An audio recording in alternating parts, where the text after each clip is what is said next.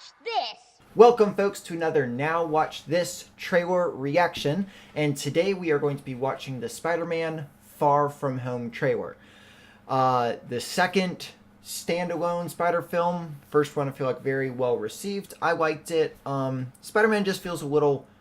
Spider-Man's awesome, just feels a little bit overdone, so it wasn't necessarily my favorite superhero film to have, and especially just the villain, nothing at all special there. But I am pretty stoked because I think I heard that Mysterio is supposed to be in this, which honestly, Mysterio, Scorpion, and Rhino were always my favorite Spider-Man villains growing up. I'm not sure exactly why, probably because, well, two of them are animal kind of deals, but yeah, Scorpion, honestly, specifically was always my favorite, but Mysterio was up there with something that I thought was a little bit more interesting than just kind of a straight-up brute strength slash technology. There was always just a little bit of interesting kind of psychological intrigue and things like that played along with it. But I'm stoked to see this, and I am sure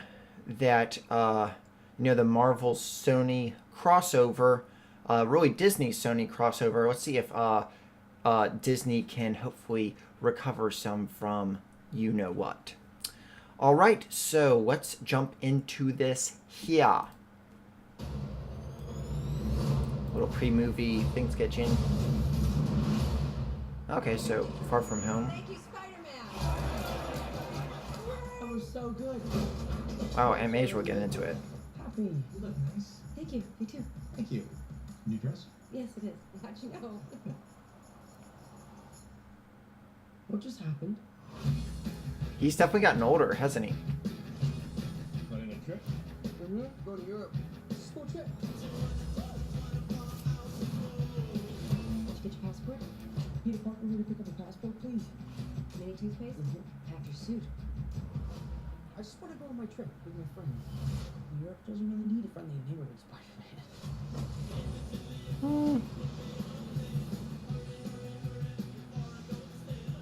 You look really pretty. Therefore, I have value. No, that's not I'm right. messing with you. You look pretty too. Okay. I just want to spend some time with MJ. Ah. Relax, dude. That was when I first saw her. I had just finished my film comedy. No! If he dies, I'm boycotting. Finally meet you, Spider-Man. Ah, nice. You're Nick Fury. Put some clothes on. Let's go for a ride. Is he gonna be okay like that?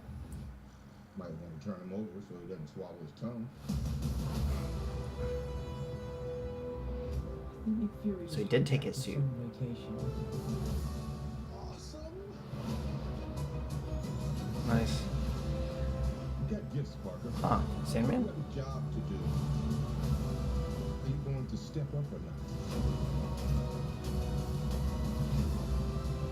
Don't fit in too many villains. Your friends are in trouble. Nice. What are you going to do about it?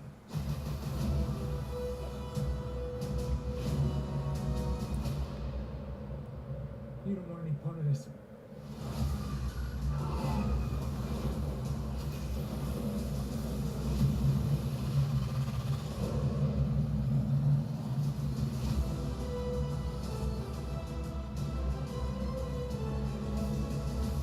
Who is that guy? He's like Iron Man, throw rolled into one. He's no Spider-Man. What is it with you and Spider-Man? Look, he looks out for the neighborhood, has a dope suit, and I really respect him. What's up, dickwad?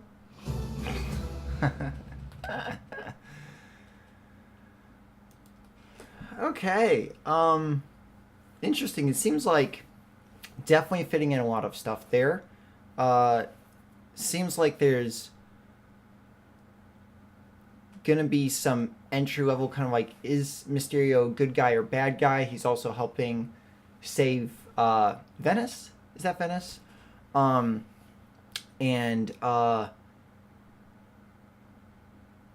Yeah, interesting. It just, gosh, it's so interesting. I feel like you see this creeping into so many movies, and it's not just like the SJW forcing that, like, oh, I'm pretty because I have value. It's like, well, you wouldn't be in a Hollywood movie if you weren't at least a little bit good looking. I should know.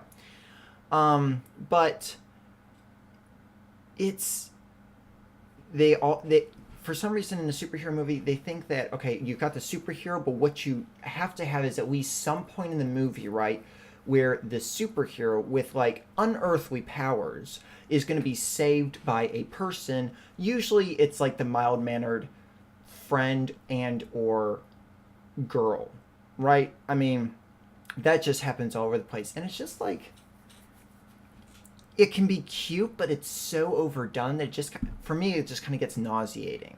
I like 100% predict that there will be a moment in this film where, you know, Spider-Man is really under the gun on something, right? You know, really under pressure, like about to be like completely destroyed, and then, you know, somebody, probably the love interest, right, will step in, actually save him, and then he actually gets good. And it's just, I don't understand it. If you have people, I mean, Spider-Man literally, like, you know, holding two parts of the boat from, like, splitting in half, like the first Spider-Man Homecoming, and then, I mean, just, like, insane stuff. It just irks me, okay? I'm just gonna get irked. So, I don't know, like, it looks interesting. I definitely hope it gets back to New York. I hope that's kind of, you know, the first half of the film, kind of the first act, is them away. But I mean, the title is Far From Home, so I mean, what is it? Homecoming, Far From Home, and what the next one's gonna be like, Return Home or Homecoming. Wait. Okay, never mind. But anyway, so I'm okay with it. Let's see if there's anything else in here that I kind of thought was interesting. I'll ask you guys a serious question. So, a girl, you know, a girl's in a dress to look pretty. Like, just like a guy's in a suit to look handsome.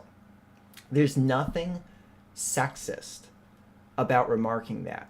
But even, like, her reply, like, you look pretty too. It's like, man, you can do better than her, Spider-Man. Just someone who's confident enough at least being able to say, like, you look handsome. If he is handsome. Which we all know he's a handsome feller. Nick Fury really holding the Marvel Cinematic Universe together. So, wait a second. Where does this play in the... Well, this is obviously before... Wait, when is this coming out? Because Spider-Man's dead as of right now. Spoiler alert, he's not dead. He's going to be back July 5th. I guess this is supposed to take place before Infinity War then.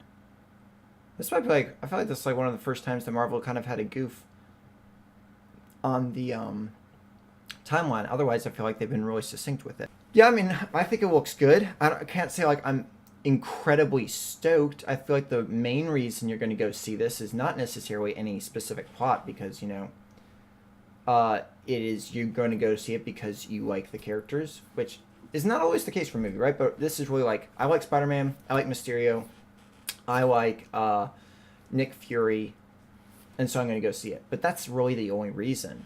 It seems to me from watching this, it's not like I'm super intrigued. It's like, oh, they have to save the city again. Okay. But there's not like any necessarily plot line outside of that. Does that make sense? So, yeah, it looks good. It looks okay. What do you guys think? Are you guys stoked to see it? Yeah, let me know in the comment sections below. And until next time, I will see ya. This one's for professionals only.